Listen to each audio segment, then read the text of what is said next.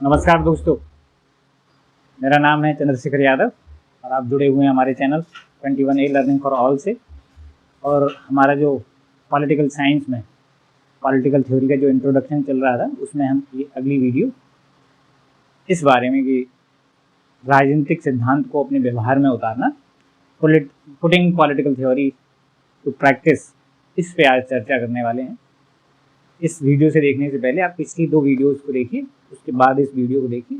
शुरू करते हैं हम राजनीतिक सिद्धांत को व्यवहार में उतारना।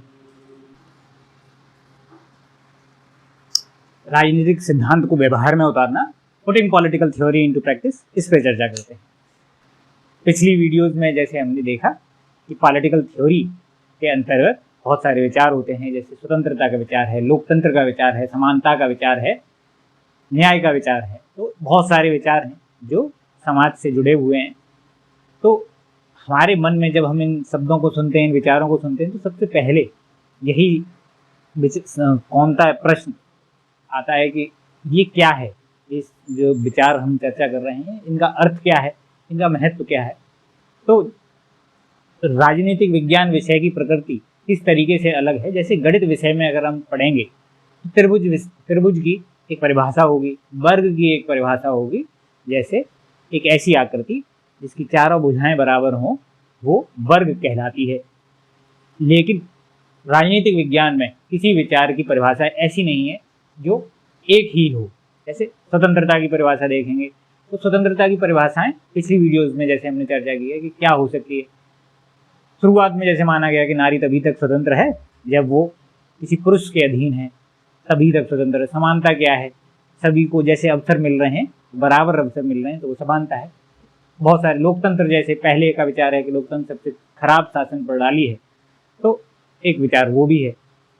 तो इसमें राजनीतिक विज्ञान में इन सभी विचारों की एक परिभाषा पर सहमत होना बहुत संभव नहीं है।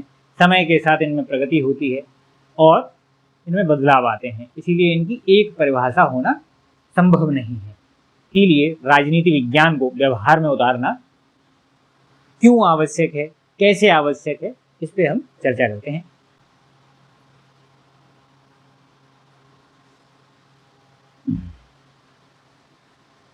जैसे स्वतंत्रता के विचार पे चर्चा करें तो स्वतंत्रता के विचार में अगर आप एक उदाहरण लेंगे तो समझेंगे, जैसे कि लड़कियों को अपनी शिक्षा के लिए विद्यालय चुनने का अधिकार नहीं है। स्वतंत्रता नहीं है कि वो किस विद्यालय में जाके पढ़ सकें। उनको अपने लिए वर चुनने की आज़ादी नहीं है, वर चुनने की स्वतंत्रता नहीं है। तो ये स्वतंत्रता उनके पास पर्याप्त नहीं है। नौकरी चुनने की आज़ादी नहीं है, नौकरी चुनने की स्वतंत्रता नहीं है। इस तरीके से देखें तो स्वतंत्रता वहाँ उनके लिए सीमित हो जाती है। और दूसरी तरफ देखें, दूसरी तरफ समानता के विचार पर बात करें तो हम सब चाहते हैं कि समानता हो। जैसे उसका एक उदाहरण देखिए, कभी आप अगर बैंक गए हों और उसकी लाइन लगी हो, उस लाइन में अगर आप देखेंगे कि कोई उस लाइन को सरपास करके आगे निकलने की कोशिश कर रहा है, उससे बच के आगे निकलने की कोशिश करता है, तो और वो अगर उसमें सफल हो जाए तो हमें बड़ा क्रोध आता है, गुस्सा आता है कि इसने ऐसा क्यों किया। लड़कियों के लिए अलग लाइन है तो उस पर भी पुरुष वर्ग को हो सकता है गुस्सा आए। लड़कियों के लिए हो सकता है 7 बजे के बाद घर से बाहर निकलना, 8 बजे के बाद घर से बाहर निकलना संभव ना हो, जबकि लड़के देर रात तक घूमते हैं। तो ये सारे विचार जो हैं समानता के विचार के कहीं विरोधी हैं, कहीं समर्थन में हैं। वहीं उसी लाइन पर अगर हम विचार करें, बैंक की लाइन में लगे हुए हैं और वहीं पे बुजुर्ग जो हैं उनके लिए अगर एक अलग लाइन है, उन्हें वरीयता दी जा रही है लाइन में, तो हमें हो सकता है कि खुशी हो, क्योंकि हम एक सभ्य व्यक्ति हैं, सभ्य नागरिक हैं। तो समानता क्या है, उस पर विचार इन परिस्थितियों में होना आवश्यक है। अब लोकतंत्र पे विचार करें।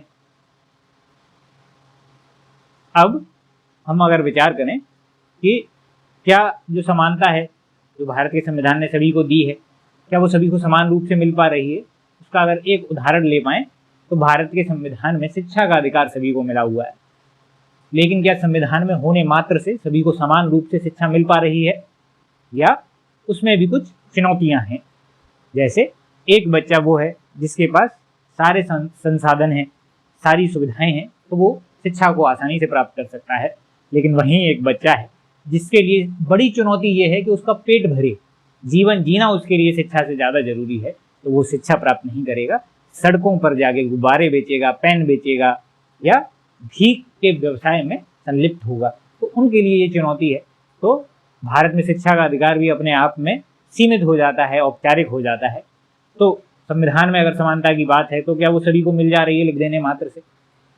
तो इन सब को व्यवहार में लाना बहुत आवश्यक है। एक अगला उदाहरण लेते हैं, किसी को रंग के आधार पर भेदभाव होना, इसका एक उदाहरण हम ले सकते हैं कि फेयर लवली जैसी क्रीम जो है वो वाइटनेस पे काम करती हैं, फेयरनेस पे काम करती हैं और गोरा बनाने पे काम कर रही हैं, और उनके जो विज्ञापन है, एडवर्टाइजमेंट हैं, वो आपके सोशल मीडिया पे, टीवी पे चल पा रहे हैं।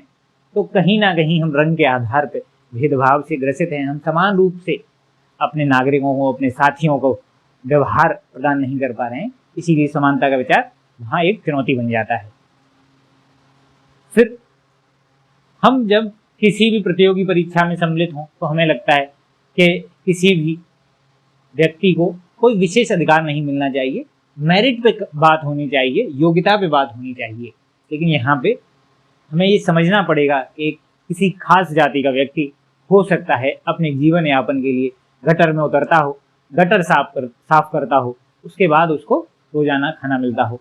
ये अपने आप में कितना अमानवीय है कि एक व्यक्ति अपने जीवन के गुजारे के लिए गटर में उतर रहा है।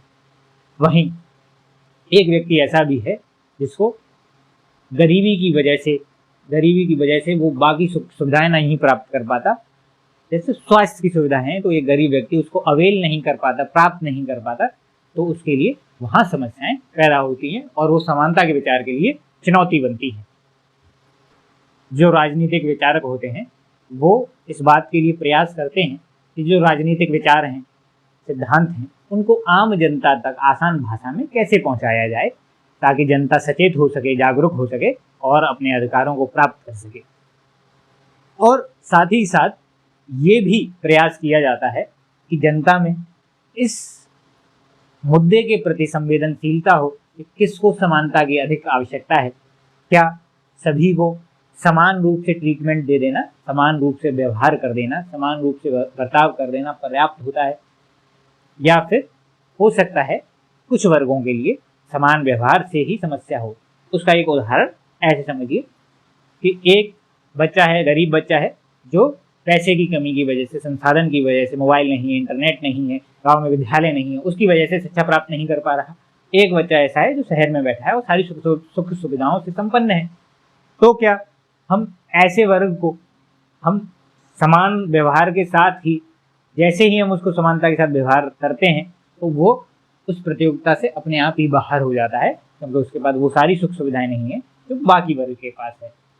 एक ये हो गया आर्थिक आधार पे, पैसे के आधार पे। दूसरा अगर इस पे विचार करें कि एक पिछड़े हुए गांव में एक निम्न जाति का व्यक्ति, जहाँ एक उच्च जाति का व्यक्ति उसका शोषण करता है, दबा के रखता है कि मेरे सामने तुम गाड़ी पे नहीं चल सकते, तुम्हारी शादी में तुम बारात पे नहीं चढ़ सकते, तुम्हारी शादी में तुम घोड़ी पे नहीं बैठ सकते। इस तरीके की स्थिति में है, सब सुविधाएं नहीं, सुख सुविधाएं नहीं है, भूमि नहीं है, पैसा नहीं है, रोजगार नहीं है। तो क्या एक ऐसे समाज के वर्ग को, जिसके पास सामाजिक सम्मान नहीं है, संसाधन नहीं है, उसको समाज के संपन्न वर्ग के साथ प्रतियोगिता में खड़ा कर देना, क्या ये उचित होगा? इसीलिए हमें संवेदनशीलता अपने अंदर लाने के लिए राजनीतिक विचारों को अपने व्यवहार में लाना आवश्यक हो जाता है। इससे आगे की वीडियो में हम चर्चा करेंगे कि हमें राजनीतिक सिद्धांत पढ़ना क्यों है, उसके बारे में विचार करेंगे। और इससे रिलेटेड जो नोट्स हैं मैं आपके साथ अपने व्हाट्सएप चैनल पे शेयर कर दूंगा PDF, वहाँ से आप उसको डाउनलोड करके लिख सकते हैं, याद कर सकते हैं, समझ सकते हैं। दोनों भाषा में आपको दे दिए जाएंगे। बहुत छोटे होंगे, बहुत ज़्यादा बड़े नहीं होंगे। वीडियो अच्छा लगा हो तो लाइक करिए, शेयर कीजिए और सब्सक्राइब कीजिए। Thank you.